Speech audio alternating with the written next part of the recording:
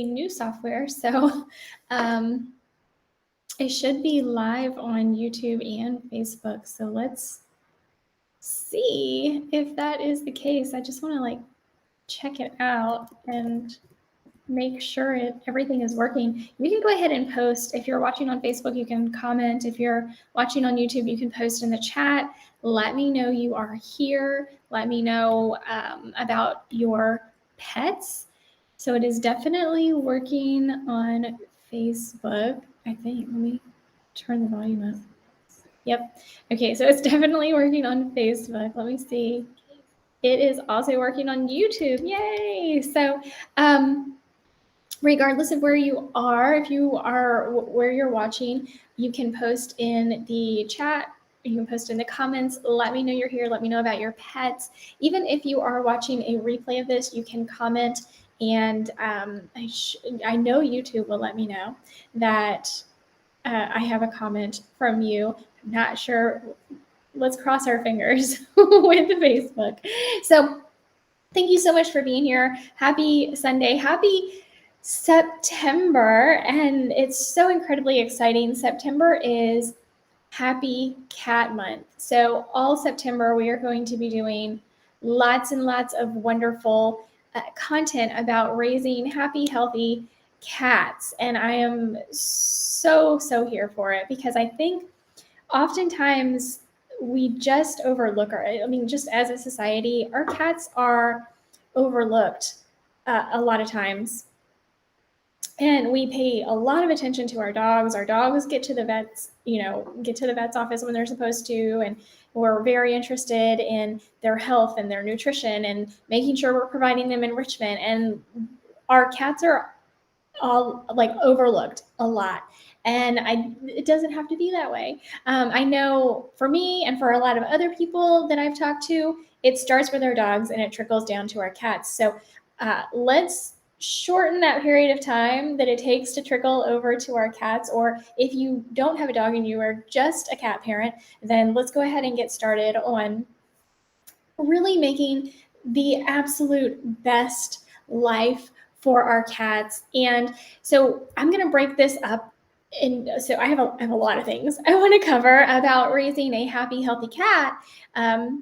But I'm going to break it up. So we're going to talk about it throughout the month of September. So we have 3 different topics to talk about this morning. And feel free, if you have any comments, if you have any questions, I want you to go ahead and start posting in that chat. Let me know your questions. Let me know your comments. If I touch on something that you're already doing, I want to know about it. If I touch on something and you're like, oh man, yeah, I should definitely be doing that, I want to know about that too. Go ahead and post. This is designed to be interactive. That's why we do live videos, so that I can interact with you. So I need you to do your part and interact with me. Also, if you happen to be seeing this video and you are not following me on Facebook or you are not subscribed to me on YouTube, I do highly encourage you to go ahead and do that. That way you can get notified for the next time I do a live video, and you can see any other posts I have going up, any other videos, whatever it may be. Also, the Pet Parenting Reset is the new name of I changed the name of my page, I changed the name of my channel because I started a podcast also called the Pet Parenting Reset. So wherever you look, you're going to find me at the Pet Parenting Reset. So I definitely recommend you checking that out on whatever platform you may be listening to podcasts on, or wherever you're getting your social media. Check out the Pet Parenting Reset. Melanie says, hi, Jessica. Thank you so much for being here, Melanie. I appreciate you. Let me know a little bit about your pets and if you have any questions. So like I said, we're going to be talking about 3 different things with our cats this morning, but we are going to be talking about more throughout the month of September. So if I don't touch on something and you're like, hey, we should be doing this too, go ahead and let me know by posting in the chat. But I bet we're going to be covering it later on in the month. So let's get started with vet visits. So vet visits are so incredibly important for our pets. And while they are very important for our dogs, I really want to stress how important they are for our cats, because our cats are so good at hiding their weaknesses, right? They hide the fact that they don't feel well, and that's very instinctive for them. Melanie says, hi, I'm in Winnipeg, Canada. Wonderful. I hope you're having some good weather up there. It's still pretty darn hot where we are. We've got our fingers crossed that any day now the weather will break and it'll cool down just a little bit. So I hope you're having some really wonderful weather. I know some really wonderful people up there in Canada through social media. So, okay, vet visits. Our cats are amazing at hiding that they don't feel well because they're really good at hiding weakness. Because while they are amazing predators and they are some of the most incredible predators on the planet, especially smaller cats like our domestic cats are also prey. So they really have to be, especially in the wild, they cannot show weakness. So that is one of the reasons why getting our cats to the vet regularly is so incredibly important. If you even think your cat seems a little bit off, that's a huge red flag, because cats are, in general, there may be some cats out there that are not as good at hiding their illnesses, but in general, most cats are exceptionally good at hiding their illnesses. So if you even think that your cat seems a little bit off, that's a huge red flag. But even let's not even wait till we get to that point. Making sure we're getting our annual visits in, preferably with a holistic or integrative veterinarian. But I understand those are hard to come by. They are few and far between. So Melanie says, it's cooler here, about 20 degrees Celsius today, I think. I have no idea what that translates to into Fahrenheit, but cooler sounds good. Karen is also here joining us on Facebook. Thank you so much, Karen. Hi from Wisconsin. Wonderful. I wonder what the weather is like in Wisconsin as well.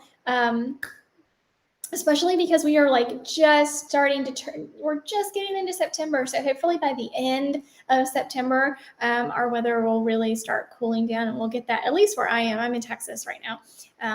We recently moved, so I'm in Texas, and it is still pretty dark. In fact, this past week has been, I think, the hottest it's been since we've moved here.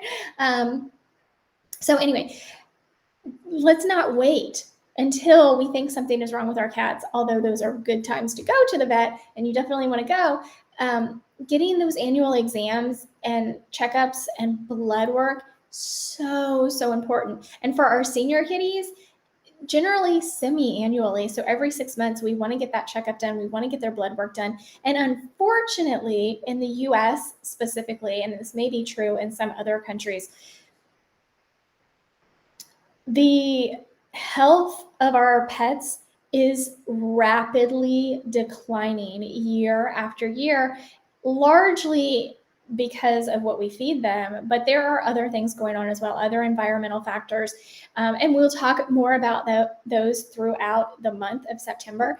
But the health of our pets, in-home pets, is declining rapidly year after year. So the bar for being a senior is decreasing year after year. And I think right now it's it used to be that cats were considered seniors at 14 and up. And then it changed to 13 and up. And then it changed to 12 and up. And I just heard the other day, and I haven't double checked it, but she's a very reliable source, that right now a lot of veterinarians are considering 8 and up in cats, specifically to be seniors. Melanie, about 68 degrees Fahrenheit. Yeah, so 68 degrees is a little on the chilly side to me, but that's okay. It is better than 100, which is what today is going to be here. I think I would take 68 over 100. Anyway, so getting to those vet visits and getting their blood work done, and especially like I was just saying with our senior kitties, getting that done semi-annually, so every 6 months, is really important. And here is why. Because by the time we notice symptoms in our cats, so you and your cat have been plugging along, going through day after day, week after week, year after year, and all of a sudden you're starting to notice your cat slow down. You're starting to notice your cat's the change in their coat. You're starting to notice that they have hairballs. You're starting to notice that maybe they're not getting jumping up and climbing on things as easily as they used to be, or maybe something even more serious, that they aren't eating the way they used to be, or they're getting more finicky. By the time we get there and we're noticing these symptoms in our cats, a lot of times, because our cats are so good at hiding their illnesses and disease, these diseases have progressed to the point where management is about all we can do. Now, if we stay on top of it and get their blood work done regularly, annually, and as seniors, semi-annually, then we can oftentimes catch things as they start. So we can work with our veterinarian, our hopefully holistic or integrative veterinarian, to reverse what is going on. But by the time we're noticing symptoms in our cats, a lot of times it has been going on for so long that we're hopeful to maintain and not let them get any worse. So Melanie says, our cat is 18 and runs around like a kitten. That is absolutely wonderful. I love hearing that. I actually just earlier this year lost my cat Sasha. She was 19 and she was no longer running around like a kitten, but she had been actually for many, many years. She unfortunately declined rather rapidly in about her last year of life. But I was so thrilled to have her for so long, and I'm so happy to hear about your 18-year-old cat and acting like a kitten. That's wonderful. So vet visits are so incredibly important. And I do want to mention, I'm not going to go into detail about this right now. We're going to talk about it later in the month. But when I talk about taking our cat annually to get their checkups and to get their blood panels done, that does not necessarily mean that I'm talking about getting your cat jabbed every year. And I don't want to say the words, I don't want to get canceled, but I think you know what I mean. We're going to talk more about titer testing later in the month. I have already talked about titer testing on this channel. So if you are so curious and you just have to know before we get to that topic later in this series of videos this month, you can go to my channel when we're done with this video and search titer, T-I-T-E-R, to get a head start on that. But I do want to say, again, we're going to talk about that a little bit more later this month, but getting in those vet visits does not necessarily mean we want to be poking our cat every single year. Does not mean that. So let's move on to the second topic that I wanted to talk about today. Of course, like I said, we're covering 3 topics today, and we're going to continue to cover topics about raising a happy, healthy cats throughout the month of September. So if you are just tuning in, 3 topics today, more topics to come. So the second topic we're going to talk about when it comes to raising a happy, healthy cat is food and water. Now, I could have broken this up actually into 2 topics, but I went ahead and put them together. So lots and lots to cover when we talk about food and water. Let's talk about water first. So for cats in the wild, they don't drink a lot of water. And that is because, well, a lot of wild cats are actually desert. They primarily live in desert climates. So there isn't a whole lot of water available. They get their moisture from eating their prey, which are other animals, right? So they eat whole prey, and that's where they get their water consumption from. Additionally, cats that do have access to water, one, they don't like their water source close to their food source. So if you are feeding your cat in bowls and that you have your food and water right next to each other, that's a no-no for cats. They don't like that. So also, when they do find water sources out in the wild, they prefer streams, so running water. Stagnant water can pose all sorts of threats in nature, right? So it can be harboring bacteria. It can be, infested with bugs and mosquitoes. That's not the kind of water that they're going to be attracted to. They're going to be attracted to running water for a couple of different reasons. One, it's less likely to be contaminated because it's not stagnant. Also, they can clean themselves in that water, and they don't have to worry about the smell of blood, because generally when they're cleaning themselves, it's after they eat. So they're cleaning all of the blood off of their fur and paws. So they don't have to worry about the smell of that blood being stagnant, right? So it's going to wash down the stream, wash down the river. And that's a huge concern to cats because, as we said earlier, cats are not only amazing predators, they're also prey to other animals. So anytime they can get rid of the smell of blood or anything else, they're not calling attention to the area that they are in. So that's another reason why cats are more drawn to running water. So if you have the ability to provide a water fountain for your cat that runs water, I definitely recommend that. It's going to more mimic a natural environment for our cats. And that's what we want to do. That's really like, if I were to take every topic we're talking about in the month of September about raising a happy, healthy cat and just lump it all into one statement, it would be mimicking how a cat would live in the wild. Like, that's the goal, right? That's the goal. Let's talk a little bit about the food. Now, the more we can feed our cat a biologically appropriate diet, the better. Now, the older our cats are, the harder this is to do. And I understand that because I have tried many, many, many times to transition my cats to a balanced raw food diet. And at this point in time, it hasn't happened. I'm not giving up. But what I have been able to do, and what other people I know have been able to do, is transition them, get them off of the all-day buffet, kick the kibble, however you want to say it. We're getting rid of the kibble. We're not going to be feeding them the all-day buffet anymore. They are fed meals on a schedule, and I feed my cats the best canned food, wet food that I can buy for them, as well as freeze-dried raw. And I actually have, if you are on my Patreon, so if you're part of the Patreon family, you got a link to San Francisco Raw, an article from San Francisco Raw, which they shorten it and just say SF Raw.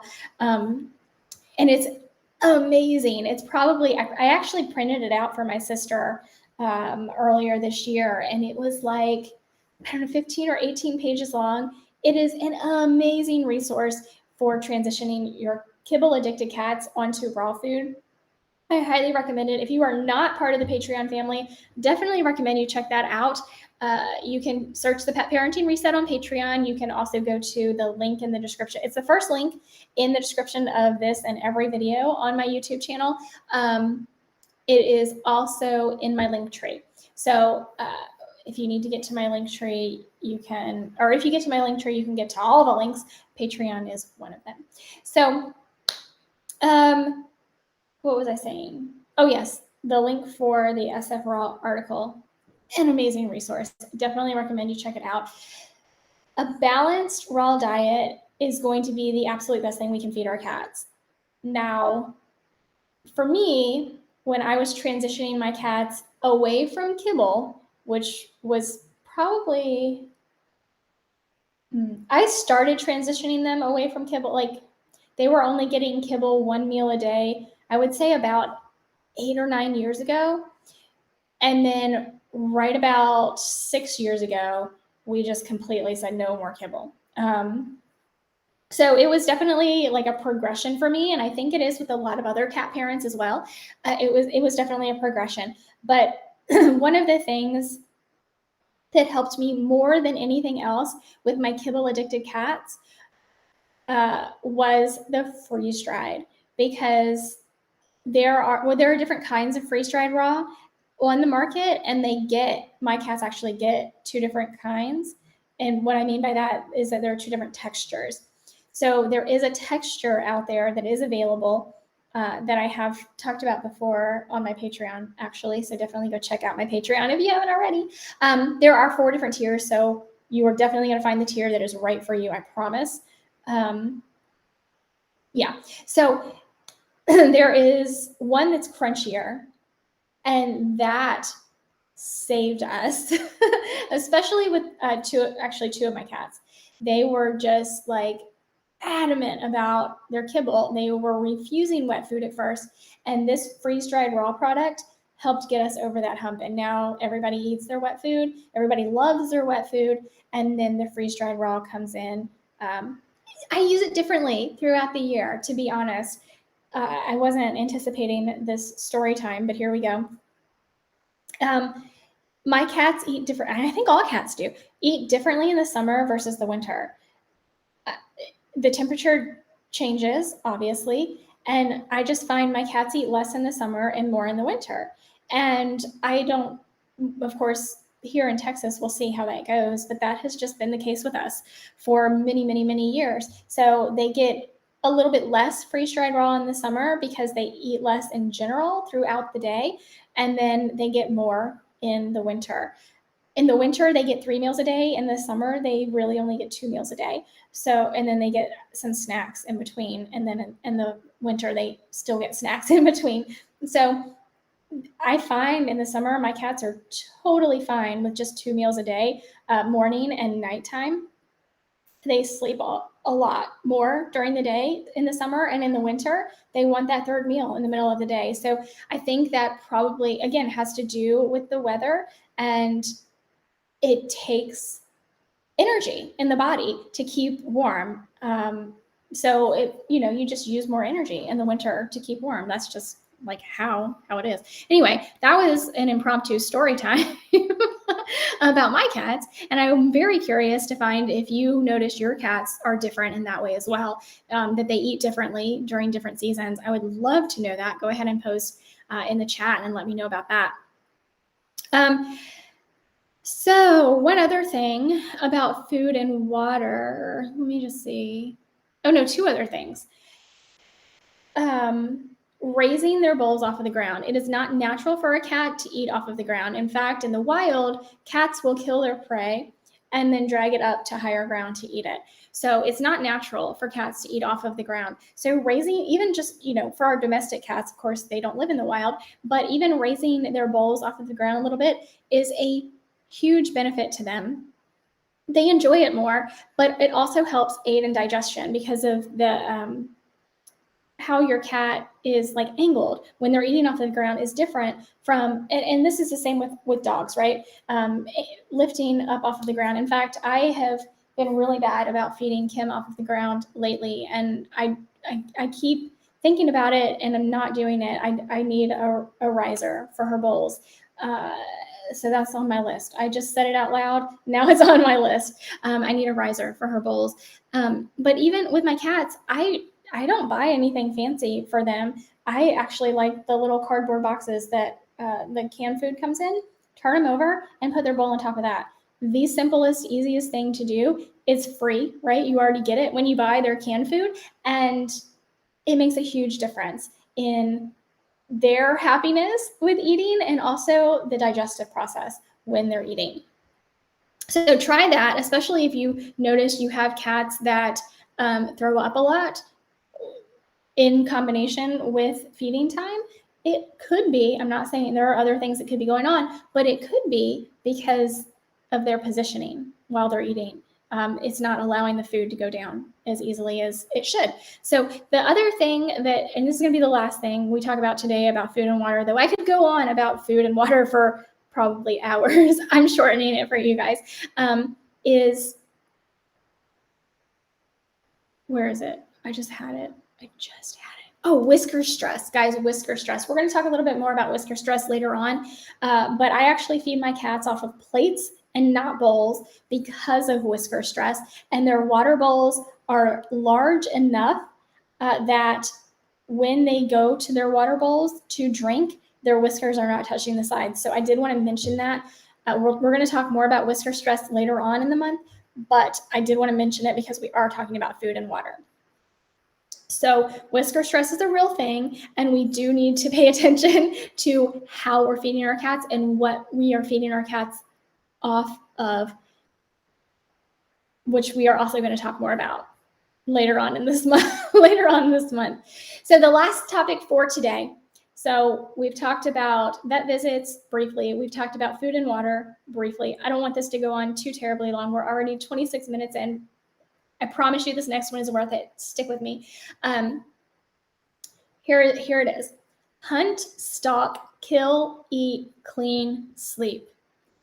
This is, look, this is going to change your cat's life. And if you have any issues with your cat keeping you up at night or waking you up in the middle of the night or being bored and attacking your feet or whatever it may be, if you're having any issues like that with your cat, this is going to change your life as well. I said earlier, if I could sum everything up, everything that we're going to talk about in the month of September, if I could sum it all up into one thing, it would be to mimic the wild. Provide your cat a life that mimics that of a wild cat, right? This is going to be a game changer for you. If you're not already doing it with your cat, you need to be doing it. So hunt, stalk, kill, eat, clean, sleep. This is what your cat needs to do. This is what your cat is designed to do. So honoring your cat as a species. Your cat, if they were wild, and even if they were to go outside right now and found a mouse and decided they wanted to eat it, this is what would happen. Your cat is going to hunt. They're going to look for a prey animal. They're going to find that prey animal and they're going to stalk that prey animal. Then they're going to kill that prey animal. They're going to eat that prey animal. They're going to clean themselves up and then they're going to sleep. That is a sequence of events that we want to mimic with our cats inside. So we want to play with them. Interactive play. I really love wand toys, something that has a low profile, what is it called? I can't think of what it's called. I do have them linked on my Amazon storefront, so you can check that out. That is also in my link tree. You can get to my Amazon storefront. It have like a low profile string or wire, and on the end you're going to have a really fun toy, whether that is a mouse or a dragonfly or a feather or whatever it may be, a really fun toy that is going to engage your cat. Play and interact with your cat. I actually will take a toy like that or even a ribbon, a rainbow wand, and run around, and my cats will chase me around. So I'm mimicking, I engage them with it so they know it's time to play. That's the hunt and stalk. that's the hunt part, right? I'm engaging them, letting them know there is something here that's valuable that you're going to want to hunt. The stalking is me running around and them chasing me, right? That's what I do with my cats. But I don't always do it that way. Sometimes I will entice them. You don't want to play with the toy right in front of their face. That's not how a prey would act. Prey is trying to get away. So that's how you want the toy to act with your cat as well. You want your cat to be able to chase it. Let your cat, play for a good 10, 15 minutes, occasionally letting your cat catch it. In the wild, they have studied this. It's usually about 1 out of every 3 to 4 times a cat tries to catch their prey, they actually get it. So we want to kind of mimic that. We want our cat to be able to catch it every once in a while and not catch it every once in a while, but always end with your cat catching it. That's going to be the kill phase of this interaction that we want to mimic for our cats, right? Then when we're both done and your cat has caught, right, their prey, feed them. This is the time to feed them. So we're mimicking this behavior in the wild, right? They've hunted, they've stalked, they've killed it. Now it's time to eat. Once they're done eating, they're going to clean themselves up and they're going to have a good long sleep. This is something we want to mimic with our cats. And let me tell you, it is going to be, if you're not doing this, this is going to be a game changer for you and your cats. So as I said, these are just a few topics we're going to be covering throughout the month of September, which is Happy Cat Month. So we will have many more topics that we're going to be talking about on raising a happy, healthy cat. So if you're not already subscribed or following me, I definitely, now is the time to do it, right? If you're on Facebook watching, make sure you're following the page, the Pet Parenting Reset. You can also join my group, which is called the Pet Parenting Reset Community. You can find that. It's linked from my Facebook page. At the top of my Facebook page, my group is linked. If you're on YouTube, make sure, look down there at that subscribe button. If it's red, that's a warning. You need to click it and turn it gray. When that happens, a bell will appear. Click the bell, select all notifications. That way YouTube can notify you every time I go live or post a new video. Also, make sure you do check out my Patreon. If you are on Facebook, you can find it in my link tree. If you're on YouTube, it's the very first the very first link in the description of this video. I want to say thank you so much to everybody who has watched this morning and interacted. Melanie, Karen, I see you all there. Thank you for being here. Thank you for interacting and letting me know that you were here. If you are watching a replay of this video, you can still comment. I would love to answer all the questions that we went through in the video. And I'd love to hear about you and your pets as well. And stay tuned because we are going to be talking about more tips and tricks and things you need to know to raise a happy, healthy cat. Y'all have a wonderful rest of your Sunday. I know tomorrow is a holiday, so if you have the day off, enjoy the holiday. And I'll see you guys live again next Sunday, but hopefully I'll see you before then. All right, y'all have a wonderful day. Bye.